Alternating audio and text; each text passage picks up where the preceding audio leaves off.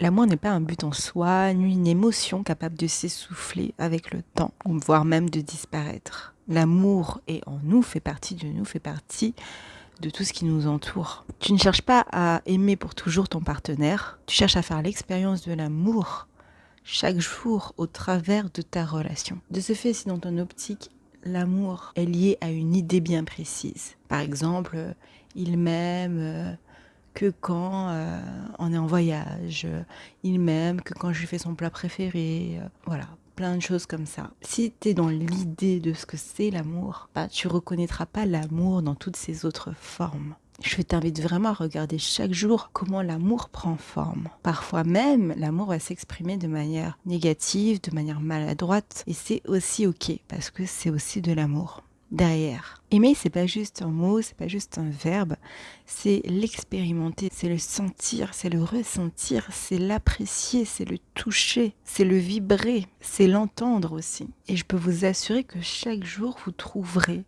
dans votre vie un signe d'amour. Peu importe avec qui. Même un sourire, c'est un signe d'amour. Même un merci, c'est un signe d'amour.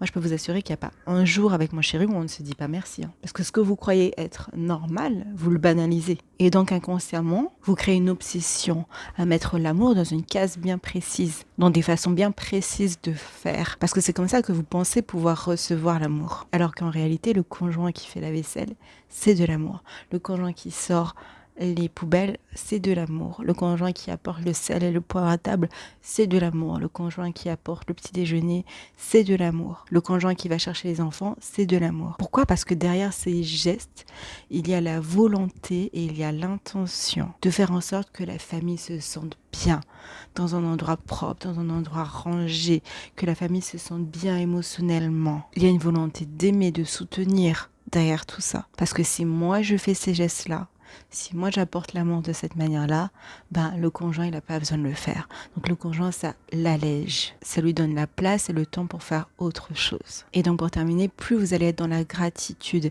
et dire merci et reconnaître en fait ces gestes d'amour, reconnaître et voir les gestes positifs et arrêter de faire une obsession et un focus sur tout ce que l'autre n'a pas fait. Quand vous allez déjà regarder ce que l'autre fait dans son quotidien et l'apprécier tel qu'il est et apprécier ses gestes tels qu'ils sont, plus ça va être exponentiel et plus vous allez changer votre rapport à l'amour.